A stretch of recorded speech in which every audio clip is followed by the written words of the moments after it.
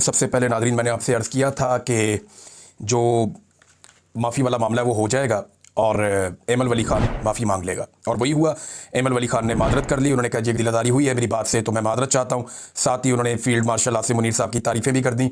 मैंने आपको पहले ये अर्ज़ किया था कि एमल वली ख़ान साहब को एंटी एस्टेब्लिशमेंट होने की इजाज़त है, और उसका रीज़न ये है कि एस्टेब्लिशमेंट ये चाहती है कि पाकिस्तान तहरीक इंसाफ के पास जो एक सियासी स्पेस है खैबर पख्तूनख्वा में, खैबर पख्तूनख्वा के लोग हों या पंजाब के हों या सिंध और बलूचिस्तान के लोग हों, अब पूरा पाकिस्तान ही एंटी एस्टेब्लिशमेंट है और लोग एस्टेब्लिशमेंट के खिलाफ अपनी नफरत के तौर पे वोट का इजहार करते हैं। अब सबको उसमें थोड़ा थोड़ा हिस्सा चाहिए। तो एमल वली ख़ान को इस बात की तो इजाज़त थी कि आप एंटी एस्टेब्लिशमेंट बयानिया अपना लें। ये इजाज़त फजल रहमान साहब को भी मिल जाती है, बाकी जमातों को थोड़ी बहुत मिलती रहती है, लेकिन इतनी इस हद तक जाने की इजाज़त नहीं थी कि आर्मी चीफ को दुकानदार कह दें, आर्मी चीफ को मादनियात का सौदा करने वाला या कोई इस तरह की बातें करें। वो नामुनासिब था कि जनाब वो बीफ केस उठा के चले जाए, इतना उनको इजाज़त नहीं थी। हाँ, लेकिन ये इजाज़त थी कि वो एस्टेब्लिशमेंट के खिलाफ थोड़ा बयानिया बना के एंटी एस्टेब्लिशमेंट स्पेस हासिल करने की कोशिश करें। अब एमल वली ख़ान ने जो कर दिया था, मैंने आपसे पहले अर्ज़ किया था कि ये माफ़ी मांग लेंगे। कुछ लोगों ने खबर चलाई कि एमल वली ख़ान को गिरफ्तार कर लिया गया, लेकिन बाद में पुलिस ने और बाकी सब ने खबर दी कि नहीं, गिरफ्तार नहीं किया गया। अब कुछ लोग ये दावा कर रहे हैं कि एमल वली ख़ान को एक्चुअली 1 घंटे के लिए सिर्फ बिठाया गया था और समझाया गया था, तो इन्हें 1 घंटे में वो सारी बात समझ आ गई जो बेशुमार लोगों को कई दिनों में और कई घंटों में और कई महीनों में समझ नहीं आई। यानी एमल वली ख़ान एक बड़ी पॉलिटिकल पार्टी के सरबराह हैं। इतना मजबूत तो होना चाहिए था कि 2, 4, 10, 20 दिन निकाल लेते, लेकिन बड़ी जल्दी एमल वली ख़ान साहब जो हैं वो एकदम ढह गए, गिर गए, और उन्होंने माफ़ी भी मांग ली। और यानी खैबर पख्तूनख्वा से आने वाली खवातीन उनसे तगड़ी निकली। मैं शानदारा गुलजार साहबा की आप मिसाल ले लीजिए, उन्हें गिरफ्तार भी किया गया, उन्हें हरासा किया गया, बहुत ज़्यादा उनके लिए मुश्किलात पैदा की गई, लेकिन वो डट कर खड़ी रही, आज भी खड़ी हैं। लेकिन बादशाह खान का सपूत जो है वो ढेर हो गया और वो नहीं खड़ा हो पाया। इसमें कोई बुरी बात नहीं है, देखें मादरत इंसान कर लेता है, और अल्लाह ताला सबको ऐसी आजमाइश से महफूज रखे, अल्लाह ताला सबकी इज्जत बरकरार रखे। अल्लाह रब्बुल इज्जत ही इज्जत देने वाला है, वही मेहरबानी करने वाला है। लेकिन जब आपकी नीयत में फतूर होता है ना कि मैंने लेना भी इनसे, खाना भी इनसे, मौज भी इनसे करनी है, और फिर मैंने इन्हीं से खाकर इन्हीं की प्लेट के अंदर जो है वो छेद करना है, यानी जिसमें खाना उसी थाली में छेद करना, ये ज़रा नामुनासिब लगता है। तो क्योंकि सारी जो सहूलियात हैं वो इस वक्त एमल वली ख़ान साहब को पाकिस्तान की मौजूदा मिलिट्री एस्टेब्लिशमेंट ने दी हुई है, तो उन्हीं के खिलाफ इस लेवल तक जाना नामुनासिब था। बहरहाल उन्होंने अब माफ़ी मांग ली है। वैसे एमल वली ख़ान साहब ने कहा कि बड़ी जुर्रत का काम है माफ़ी मांगना, और मेरे अंदर इतनी जुर्रत है।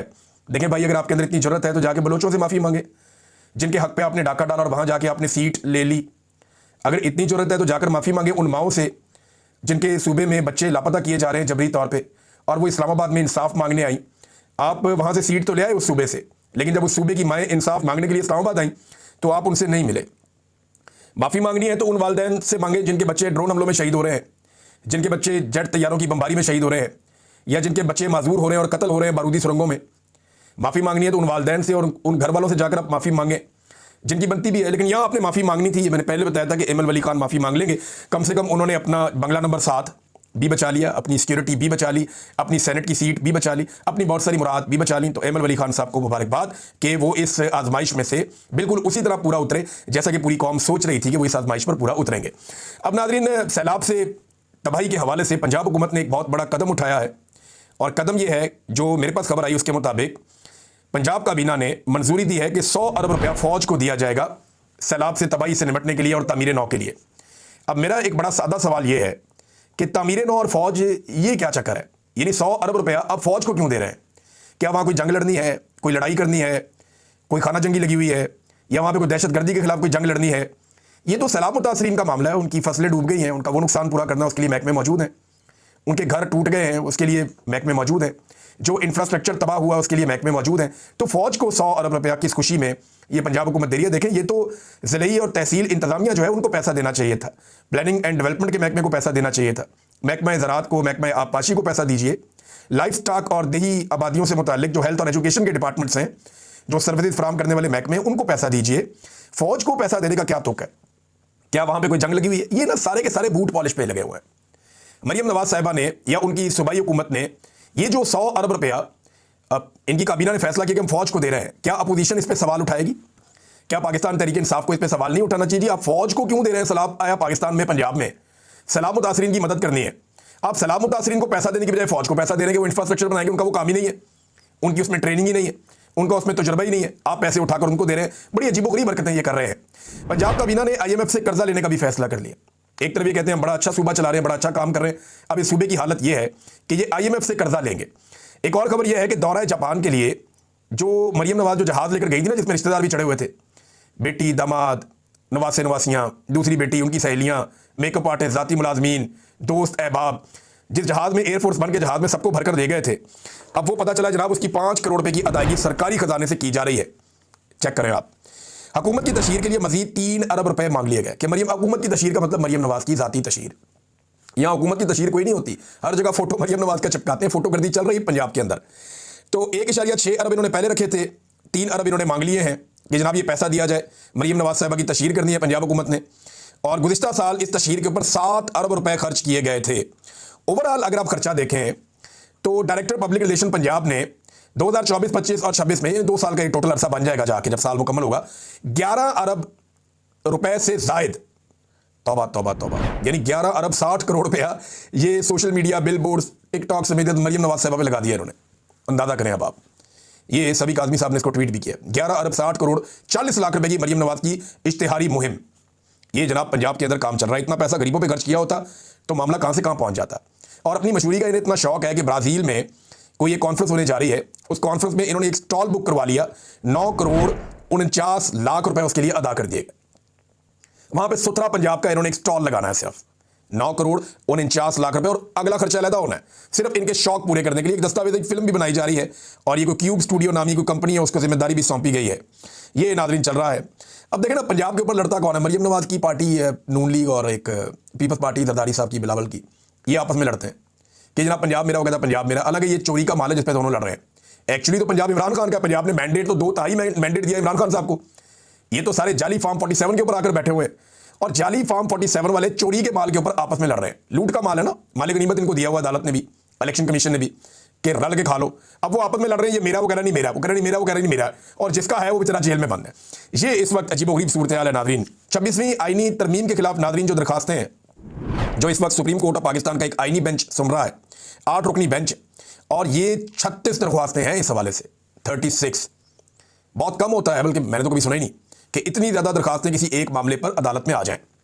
और आप अंदाज़ा कीजिए 1 साल लग गया अदालतों को ये दरखास्तें सुनने में और इनको लगाने में।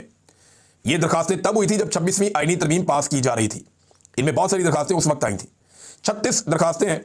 अब ये आईनी अदालत के अंदर केस लगा हुआ है, और हैरत की बात यह है कि 26वीं आईनी तरमीम के नतीजे में जो आईनी अदालत या बेंच बना है, जिसके खिलाफ ये दरखास्तें हैं, वही बेंच इन दरखास्तों को सुनने जा रहा है। पहला तो मामला ये है।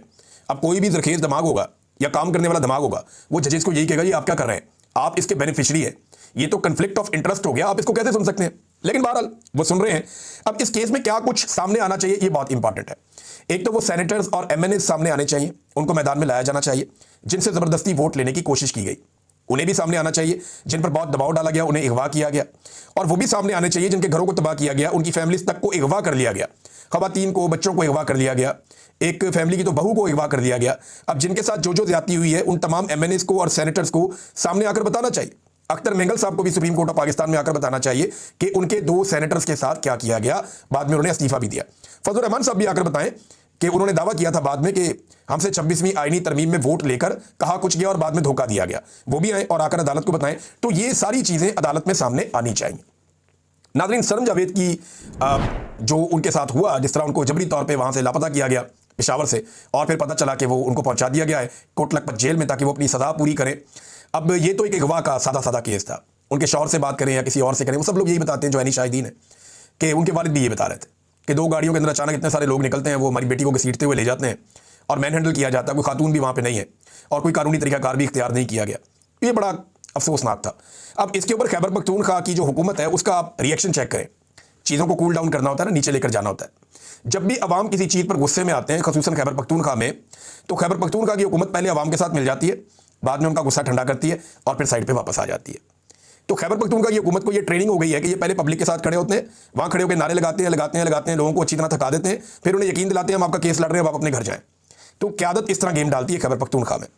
अब बैरिस्टर सैफ, ये अली अमीन गंडापुर साहब की काबीना का हिस्सा है। इनका स्टेटमेंट बड़ा मजेदार है। कहते हैं जी, सनम जावेद की पुरस्रार गुमशुदगी अफसोसनाक और काबिल मुजम्मत है।